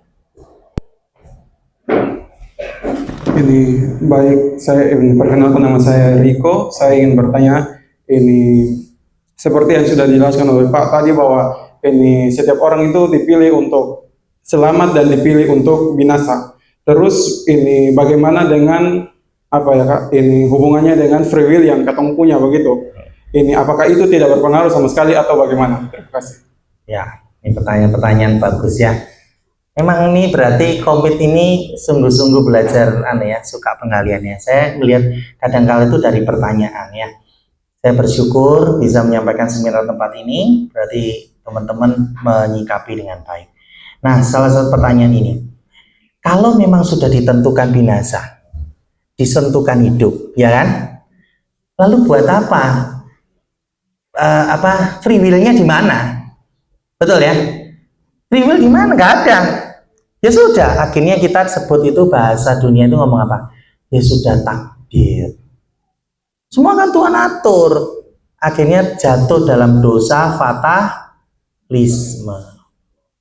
Jadi sudah pesimis, sudah apatis, tidak mau melakukan apapun. Ya semua terserah Tuhan. Jadi dia ngomong selamat ya nanti diselamatkan Tuhan. Betul kan? Nah, Sekarang saya ajak ya. Saya juga bentar, saya tuh buka dulu ya supaya enggak salah.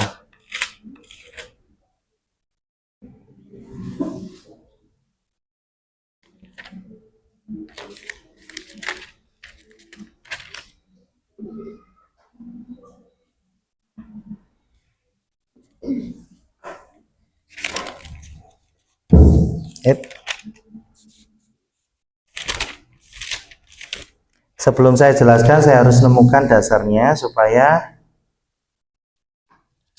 kita biar enak ngomongnya. Sebentar.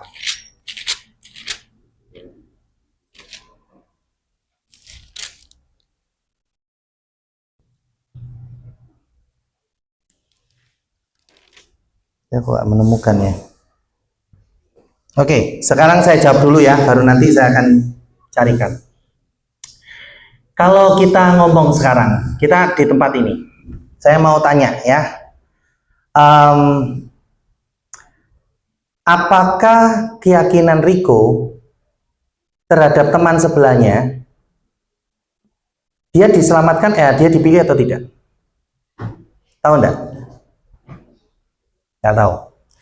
Apakah dari salah satu kita semua ini ada yang yakin bahwa kita ini sudah tahu ibu ini dipilih, ibu ini enggak, ibu ini dipilih? Ada yang tahu?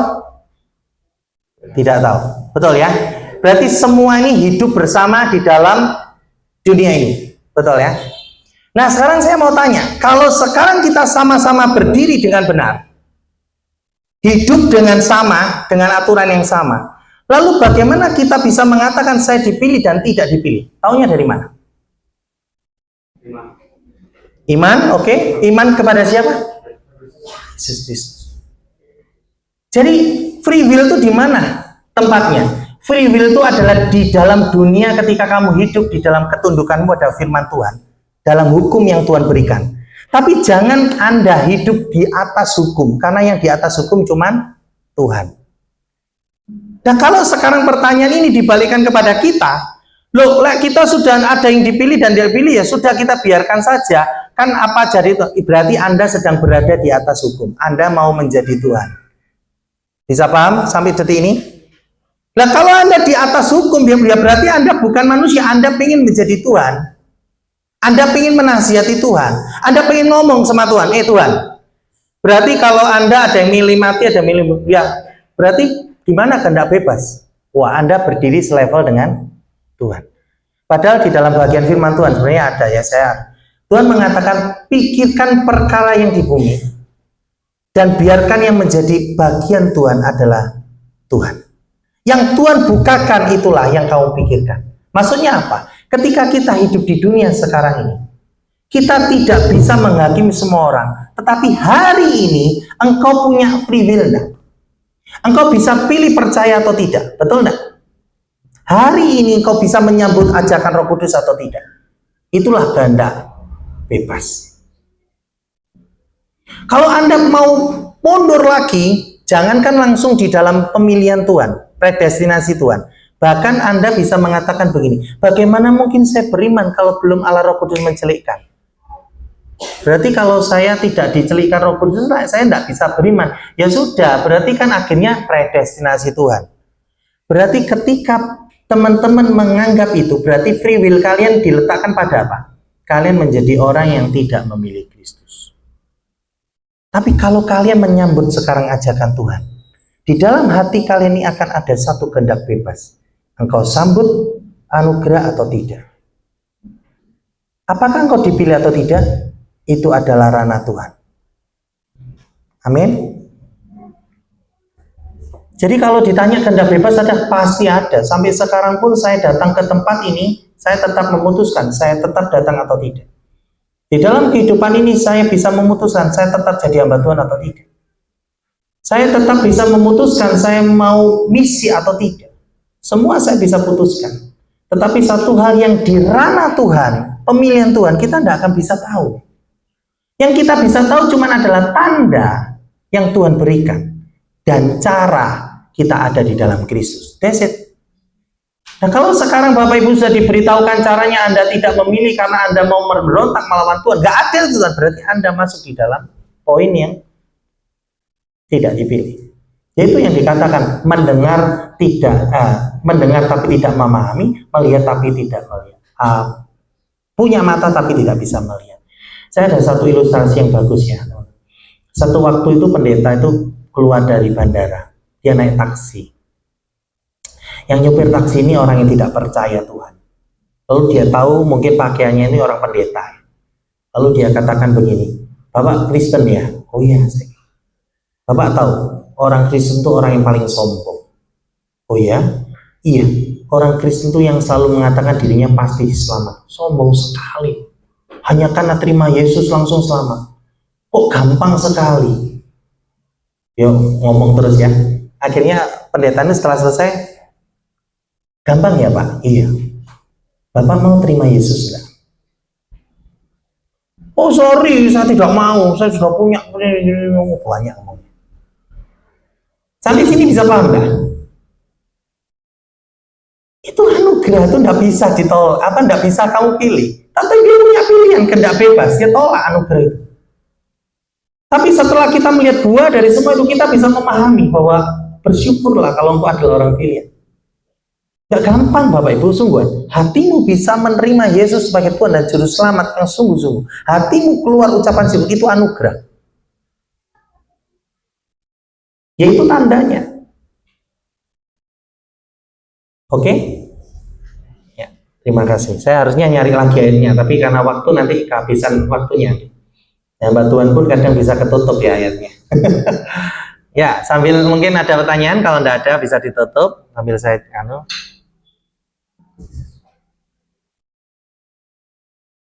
Adakah lagi? Oleh moderator? Cukup kan?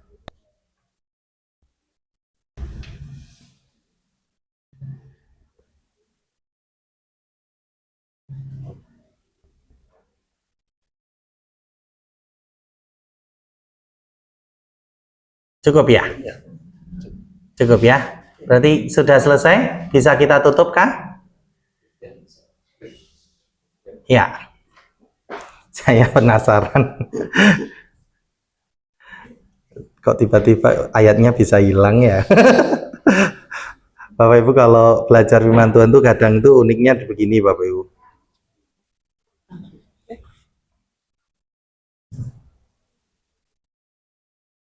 Maaf ya, jadi suasananya jadi kurang nyaman. Nanti deh. Oke, kita tutup ya. Terima kasih pertanyaannya Riko ya tadi ya. Paling tidak membuat saya harus mencari ayat ini, saya kasih ya. Satu ya. Oke, kita akan tutup ya. Mari kita berdoa. Bapa di dalam kerajaan sorga, kami bersyukur Tuhan. Kalau hari ini kami telah menyampaikan satu kebenaran. Bahwa Engkau Allah memilih kami dari kekekalan. Tuhan, kami sangat bersyukur ketika dalam kebenaran ini, kami orang yang Kau pilih ini, kami menyadari betapa dahsyat, betapa luar biasanya pemilihan Tuhan dalam hidup kami. Ajarkanlah kami Tuhan pribadi lepas pribadi, yang telah sungguh-sungguh di dalam Kristus, mensyukuri Tuhan, bersyukur akan semua ini, memuji dan memuliakan Tuhan, dan mempunyai keyakinan yang kokoh dalam keselamatan kami. Berkati setiap kami Tuhan. Terima kasih untuk waktu yang Kau telah berikan. Terkhusus hamba berdoa untuk persekutuan komit tempat ini. Berkati hati-hati yang rindu. Puaskanlah dahaga mereka Tuhan akan kebenaran Kristus. Biarlah mereka menjadi orang yang berbahagia karena lapar dan haus akan kebenaran. Dan biarlah Allah Tritunggal dimuliakan dan disenangkan. Di dalam nama Tuhan Yesus Kristus kami berdoa. Amin.